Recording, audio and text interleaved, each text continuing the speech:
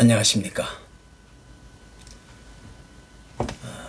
우리가 사는 지상에서 가장 빨리 이동하는 동물이 있다면 아마 그것은 치타라고 하는 동물일 것입니다. 그 달리는 속도가 얼마나 빠른지 최고로 달렸을 때 무려 시속 108km 정도나 된답니다. 다른 동물들에 비해서 엄청나게 빠르게 달리기 때문에 자기 그 먹잇감을 찾는 능력이 아주 놀라운 그런 동물이라는 것입니다. 그런데 치타가 이렇게 빨리 달릴 수 있는 이유가 하나 있는데 자기 몸을 아주 격렬하게 움직이며 달려나갈 때 유일하게 움직이지 않는 머리가 있기 때문이라는 것입니다. 특히 이 치타의 목뼈가 유별나게 유연하기 때문에 아무리 빠르게 달려나갈지라도 머리만큼은 어느 쪽으로나 흔들림 없이 곧장 앞으로 달려가게 된다는 것입니다.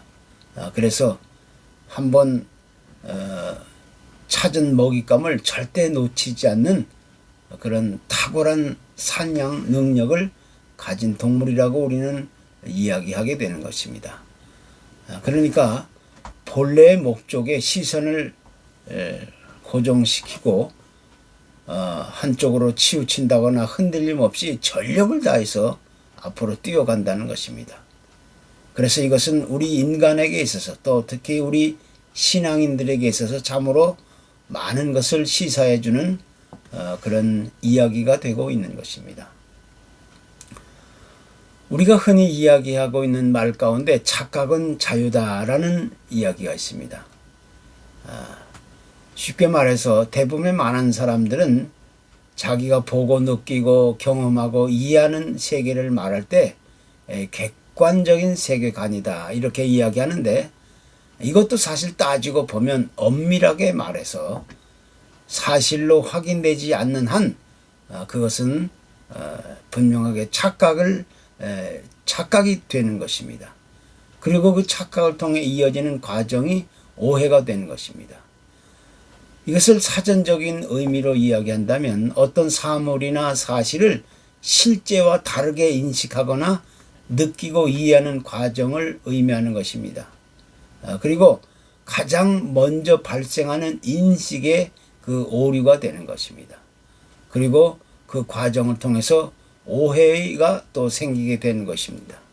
그렇기 때문에 일반적이고 정상적인 사고를 가진 보통 사람일지라도 착각이나 오해는 가끔 누구에게나 경험할 수 있는 그런 일상적인 일이 될 수 있는 것입니다.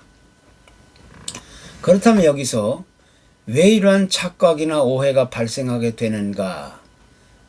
이런 문제를 생각해 보게 되는데 여러 가지 이유가 있겠지만 우선적으로 인간이란 내가 듣고 싶은 것만 듣고 보고 싶은 것만 보고자 하는 이 확증 편향, 그 confirmation bias라는 것이 있기 때문이라는 것입니다. 사실을 사실 그대로 바라보지 못하는 심리적인 요인이 있다는 것입니다.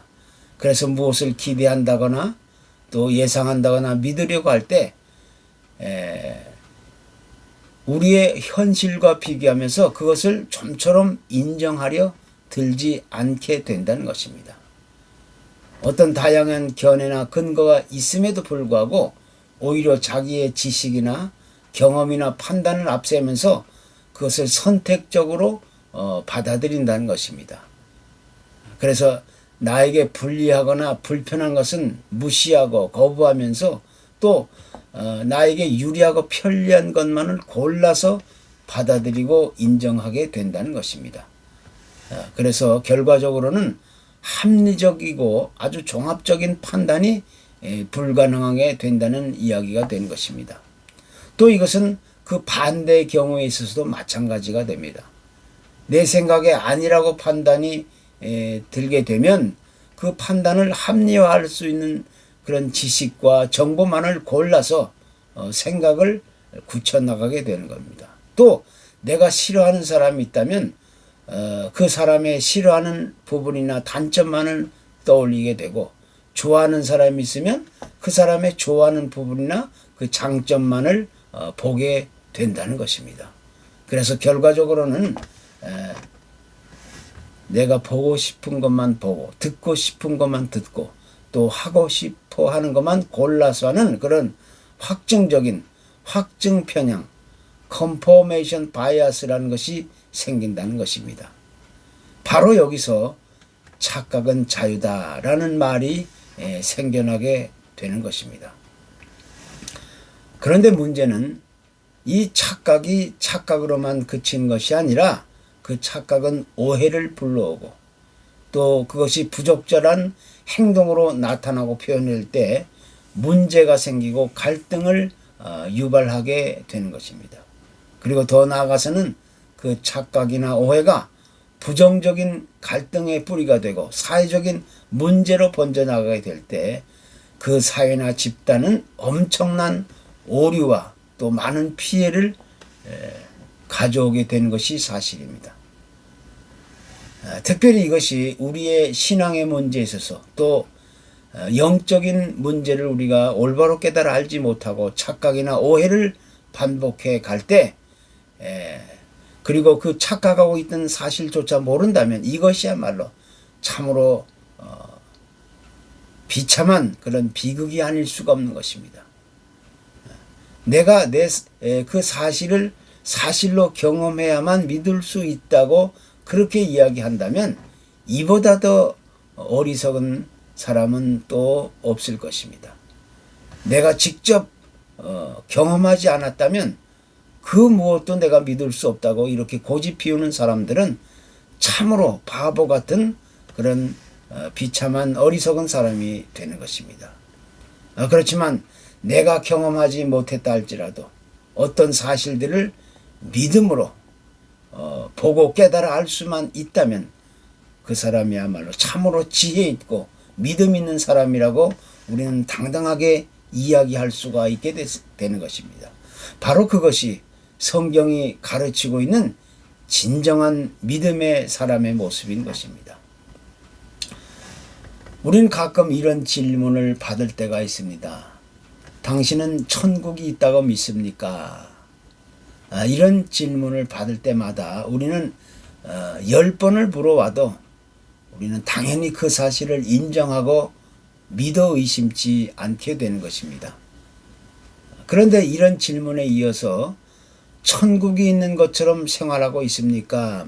이런 질문을 받게 되면 당연히 거기에 대한 대답을 올바로 제대로 할 수가 없게 되는 겁니다. 왜냐하면 곰곰이 자기 자신을 생각해 보면 나는 아직 온전한 믿음이 성숙되지 않았다는 그런 생각과 판단이 있기 때문인 것입니다. 나의 가정이나 직장생활 또 교회생활이나 사회생활 속에서 그림과 같은 천국과 같은 아름다운 삶을 아직은 살아가지 못하고 있다는 그런 판단 때문인 것입니다.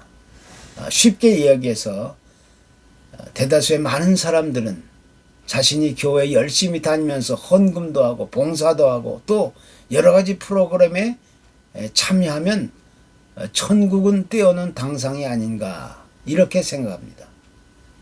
나는 그 같은 행위의 결과로 당연히 천국에 갈 자신이 있다고 이렇게 의심하지 않고 믿는 사람들이 있는 겁니다. 그렇지만 엄밀하게 말해서 그것은 지나친 착각이고 또 오해에 불과한 것입니다. 성경 어느 곳에서도 그런 것을 믿음이라고 말하지 않는 것입니다. 그래서 주님은 이렇게 말씀하셨습니다. 나더러 주여 주여 하는 자마다 천국에 다 들어갈 것이 아니요 다만 하늘에 계신 내 아버지의 뜻대로 행하는 자라야 들어가리라. 또 주님은 이렇게 말씀하십니다. 그날이 되면 주님은 손에 키를 들고 자기의 타작마당을 정하게 하사 알곡은 모아 곳간에 들이고 쭉종이는 꺼지지 않는 불에 태우시리라. 이렇게 지적하며 경고하셨던 것입니다. 그러니까 신앙적인 오류가 있는 사람들에게는 전부 착각이나 오해의 신앙을 가지고 세상을 살아가는 사람들이라는 사실을 주님은 일찍이 지적해 주신 것입니다. 그렇기 때문에 신앙적으로 또 영적으로 지나친 착각과 오해를 가진 사람들은 참으로 비참한 결과를 피할 수 없게 된다는 사실을 우리가 부인할 수가 없게 되는 겁니다. 착각이나 오해의 신앙은 결국 무섭고 비참한 결과를 맞이할 수밖에 없는 것입니다. 주님의 제자 중에 예수님을 아주 적극적으로 따라다니던 그런 가룟 유다를 우리는 생각해 볼 수가 있습니다. 아마 주님의 뒤를 열심히 따라다녔을 때 가룟 유다는 그런대로 자기가 맡았던 그 회개 업무에 충실한 제자였었고 또 누구보다 책임 있는 그런 제자였을 것이 분명해 보입니다. 그러나 처음부터 가지고 있었던 이 착각이나 오해의 신앙은 결국 돌이킬 수 없는 비참한 그런 결과를 불러오게 했던 겁니다.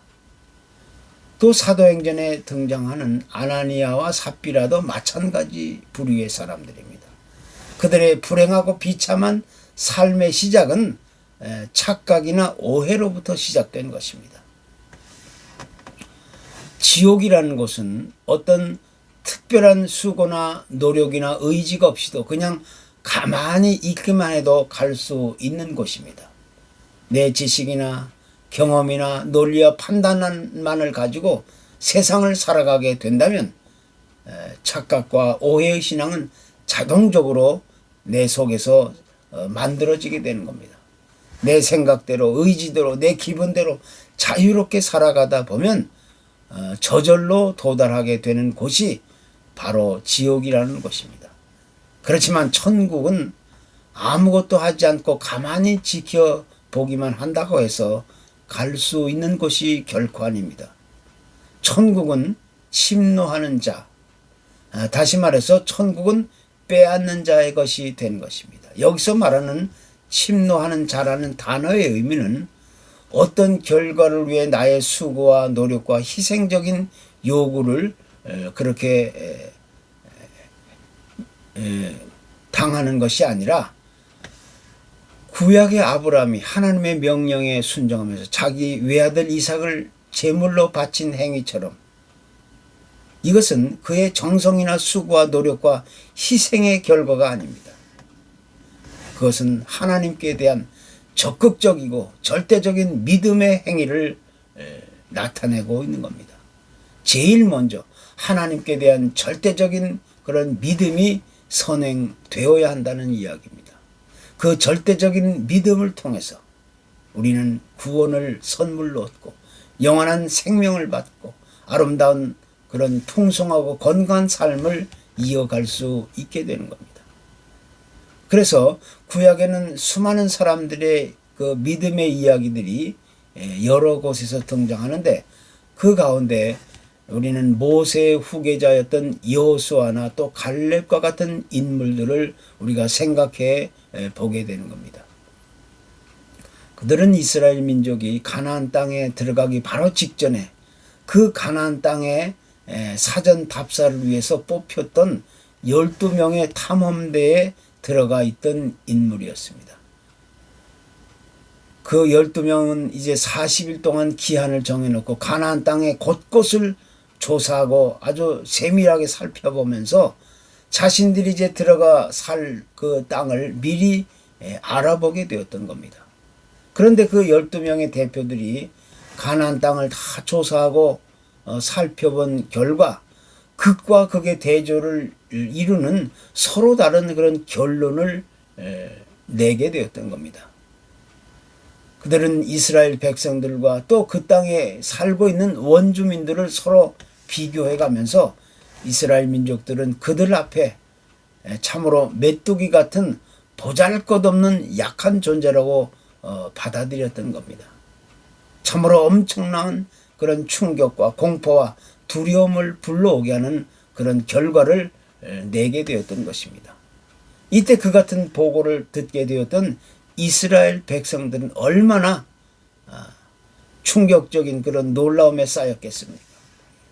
하나님의 약속만을 기대하고 모세의 인도를 따라서 이집트의 그런 오랜 노예 생활을 청산하고 거칠고 험한 광야를 거쳐 여기까지 왔는데 이제 자신들이 들어갈 땅을 눈앞에서 포기해야 하고 모든 것이 이제 수포로 돌아갈 그런 위기에 처하게 된 것입니다. 참으로 어떤 방법이라도 이해하거나 설명할 길이 없게 된 것입니다. 그러나 모든 사람들이 이렇게 낙심하고 절망하고 자포자기하면서 이제는 죽었다라고 생각하고 있을 때 바로 여호수아와 갈렙 이 두 사람은 담대하게 그들 앞에 일어나서 자신들의 생각과 판단은 절대 그렇지 않다는 사실을 강조하기에 이르렀던 것입니다. 그들은 담대하게 말합니다. 여러분, 가나안 땅을 조사하고 나온 결과가 어떠하든지 우리는 그 결과에 두려워할 일이 아닙니다. 무서워할 일이 없습니다. 오히려 그들은 우리의 밥입니다. 라고 이렇게 이야기합니다. 우리가 그들 앞에서 두려워하거나 겁내거나 걱정하고 낙심할 일이 절대 아니라는 것입니다. 그러니까 여호수아와 갈렙 이 두 사람은 인간적인 그런 세상적인 지식과 경험과 논리와 판단으로 현실을 보지 않았다는 것입니다. 가나안 땅의 원주민들이 우리 눈에 아무리 크고 무섭고 아주 공포스럽게 위협적으로 보인다 할지라도 우리 뒤에는 위대한 하나님이 계시다는 사실을 믿음의 눈으로 보게 되었던 것입니다. 바로 이것이 성경이 우리들에게 가르치고 제시하고 있는 성경적인 믿음의 눈이라고 우리는 이야기할 수 있게 되는 것입니다. 믿음의 눈이라니 이렇게 현실의 상황을 뛰어넘어 새로운 세계를 볼 수 있는 시각을 가져다 주는 것입니다. 현실적인 생각이나 경험이나 그 판단만으로는 10명의 조사팀들이 그 말이 맞을 수도 있습니다. 그러나 믿음의 눈은 그 너머를 볼 수 있는 아주 신비한 능력이고 비밀이 되는 겁니다. 결국 이집트를 빠져나온 사람들 가운데서는 오직 여호수아와 갈렙 두 사람 외에는 아무도 가나안 땅에 들어갈 수 없었던 사실을 우리는 기억하게 되는 것입니다. 그래서 우리는 이 착각과 오해의 신앙은 얼마나 파괴적이고 또 비참한 결과를 가져오게 되는지를 우리는 다시 한번 강조하지 않을 수 없게 되는 겁니다. 우리 인간은 누구나 선택적이고 편향적인 착각과 오해에 빠질 수 있는 것입니다. 누구나 실수하거나 또 실패하거나 넘어질 수가 있는 겁니다. 왜냐하면 완전한 인간은 존재하지 않기 때문입니다. 그러나 그것이 잘못되었다는 것을 이야기하는 것이 아닙니다. 이제 우리는 그에 앞서서 가장 우선적으로 올바른 믿음의 눈을 가질 수 있어야 된다는 것입니다. 하나님의 말씀을 기초로 하고 뿌리로 해서 진정한 믿음의 눈을 가지고 세상을 바라보고 믿음으로 세상을 헤쳐나가게 될 때 결국 그 믿음이 우리로 하여금 아름다운 축복의 사람으로 만들어 주게 되는 것입니다. 감사합니다.